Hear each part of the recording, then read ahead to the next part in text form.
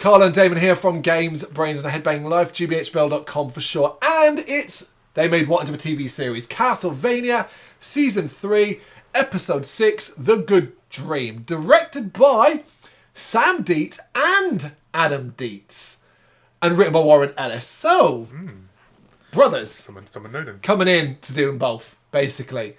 I thought that was important to mention. I was like, okay, that's interesting. Okay. I reckon, I don't know this for sure, but I reckon Adam Dietz might have directed a specific section. And you know what section I'm talking about? The visual difference between, we're going to talk about it anyway, the Infinite Corridor part. Mm-hmm. I reckon that might have been it. Yep. And the different worlds we see and that thing, you know? So, we begin with Hector. Let's check in on Hector. We didn't check in on him in the last episode, so that's what he's up to here. He has clothes now. And Lenore applauds him for getting dressed, sarcastically saying he's almost human as he stands up. Lenore offers to take Hector for a walk around the castle, and he agrees to go, even though he has to wear a collar and a chain, like a pet dog. It is such a good image. It is, man. And, like, you know, what would you do in that situation? You're just going to accept it. You're going to have to. The power, the control he has over him, But what else can he do? But he's also got to try and use this to his own advantage. Yep. You know? Gives him an opportunity to get out of his cell, to see the castle, maybe learn a few things. So I still reckon that although she's controlling him, in a way he's influencing her too. Going out into the castle grounds and discuss the heating system, and Hector is taken in by the stars in the sky and the beauty of the frigid land around him. Beautiful visuals. Yeah. The artwork in this is stunning. I also love the explanation for how things that work and how vampire knowledge is passed down, which is really, really cool. The conversation turns to Carmilla and her plans for him, and Lenore tries to make Hector see that Carmilla helped him to see that Dracula's plans were folly. That's such a clever way of trying to manipulate him. Basically, she's trying to help you, but by beating the crap at you, it was for your own good. Yeah, that was frustration after, you know? We do see that Striga and Carmilla are listening from afar and turn the conversation to his Forge Master abilities and where they will find the bodies they need for him to actually reanimate. Camilla says that's a problem for later as Lenore and Hector head back inside. He attempts to go back to his cell, but he is yanked by his chain by Lenore and led to a different cell, a better cell. It's like a good boy, he's getting an upgrade. Yeah. They get up close and personal and you think there's an attraction there. But from who? It's hard to say. That's the problem, Is it from her? Is it from him? Or is it both of them? You know? Is she playing a game? Yeah. Is he playing a game? Well done stuff. Yes, indeed. Lenore reveals that she's left him a book about vampire magic to read. And then does what I think is one of the most incredible, most manipulative moments ever. That I think is actually horrible. In a really timid and quiet way, she asks if she can see him tomorrow night. Which flummoxes Hector rightfully, and he agrees. Yep. I'm like, you can see him whenever you fucking want. He's in a cell. He's your prisoner. Why are you asking him? But by doing it, she gives him a feeling of power. Yes, it's like, oh my God, that's so good. It's so clever and it's so proper. Like, she's so charming. I know, that's the thing. It's like...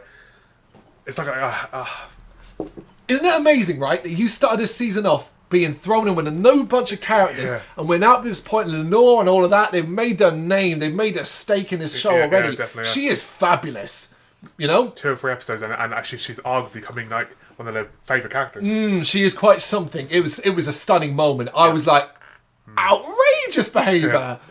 Lindenfeld, where Trevor and Cypher are in bed and discuss Saint-Germain, deciding they think they saw his true self and that they can trust him, and they agree to help him. But outside their window, unknown, a monk is carving a symbol on the wall of their abode. Meanwhile, Saint-Germain is asleep, having a nightmare. Oh, spectacular moments here. And in his nightmare, he is falling through the infinite corridor. I don't know if I could describe it. It is light. It is storms. It is a mindfuck of a location. It's terrifying. And when he lands... He's walking down almost like a pathway, a sort of lit up pathway, with doors opening left and right all around him, and he sees numerous worlds and many strange beings that inhabit them. It is. I mean, what do we see here? We see one with gigantic machines taking off into space. We see one that almost seems Aboriginal, Australian Aboriginal in style. It's just it terrifies him because also they seem to see him, Like, he looks through, they seem to be looking through as well. In his dream too, yeah. It's enough to drive a person mad, I think. And his cries for someone seem to go unheard. His nightmare comes to an end when another portal opens and he sees a woman reaching out for her. She's in like this world of staircases, like that painting, the Crazy Stairs painting. Yep. And she throws him a crystal, which he catches as the portal closes. Saint Man waking up, panting and sweaty, and it seems like nightmares are a regular occurrence from these days. And this is, I guess, how he actually got the crystal in question. Yeah. So it came through a dream. And he reflects on his life before the nightmares, pulling out a book that he begins to write, and declaring that he will find her and he will get her back, and that will mean they'll have good dreams again. So, yeah, a little bit of layer into Saint Germain. Yep. I think what's important here is it starts to detail that while his reasons for doing what he's doing or trying to get access to the infinite corridor might be selfish, it's not necessarily coming from a bad place. Yes, yeah. Outside the city of Genoa, Isaac sits at a campfire surrounded by his night creatures, now boasted by the people of the city. You think you've seen good scenes and good story developments in this, you haven't seen anything yet. Because Isaac is asked to speak, who speaks well? Who amongst you speaks well? And whoever it is to come, the one who speaks well to sit by the fire with me. And a creature sits down, a sort of fly-like monster. Yep. And talks to him and asks if he remembers who he was before he went to hell. And the night creature describes the memory of being alive as like a dream, fragmented and unclear, parts here and there and all that. And I thought that's a really cool way to describe it. And the longer it goes on, the more that dream fades into memory, and it's not really something you remember well anymore. So Isaac asks the night creature what he remembers, and it reveals that he remembers being a scholar of philosophy in Athens once upon a time. It lived during a time when philosophy was outlawed by Christians. And you're like, straight away, oh God. Yeah. It became a sin.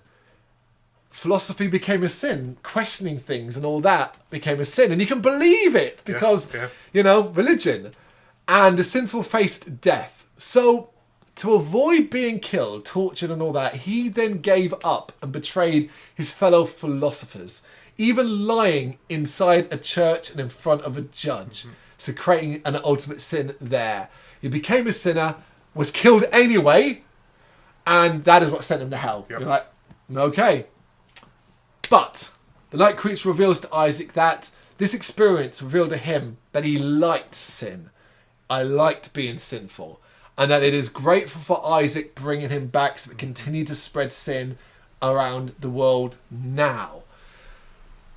And the episode ends as we cut to Isaac's face. And he's not okay with this. This clearly disturbs him. Yep. The suggestion that he might be spreading more sin around the world, but also like the situation and the environment, and that sin sent this person, and it was sin that created this creature and all that. But sin is begetting more sin. Yep. We are dealing with heavy subjects here now. We're deep stuff. We're dealing with sin, hell, betrayal, all these things. Loss of faith. You know what I mean? Like, it's big shit. Yep. That, let's be honest, is stunningly deep for a show like this. Yeah. That it really maybe didn't need to be this in depth, but has really gone out of its way to make this an aspect. That whole scene with the night creature and Isaac, for me, is one of the best scenes I've seen in such a long time. Oh, that was one you were referencing, yeah? It's so... and the fact that you said about the two brothers, that's a scene that I thought now. That I'm thinking that maybe the two brothers on either side discussing things. That sort of thing. And that's what I thought. I mean, obviously, I didn't realise that they brought someone else until after you told me now. Yep. But that's what I thought there. But the fact that Isaac looks so shocked after it, it's...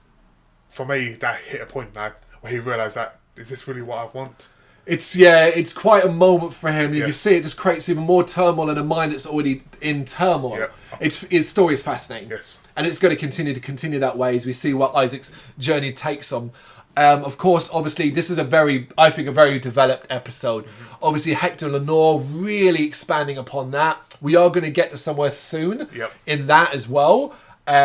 Not everything was resolved at the end of season 3. No. It's all a continuation in season 4, but a lot does get resolved in season 3. It's just a bigger picture moment now. And the bigger picture surrounds the Infinite Corridor. So they get to see it, a visual of it, because they kind of avoided actually showing us and maybe making it a more an intangible thing that you have to imagine. And they've gone, no, this is an example. But doing it in a dreamlike way, suggesting that maybe the Infinite Corridor is different for everyone. And this is just how Saint Germain experienced it. You know? I think it's fascinating. You know, I mean, I could very easily go home tonight and watch every episode, but I'm enjoying watching it as we film it. Because for me, it means that I can attach more to it when I talk about it. You know, so.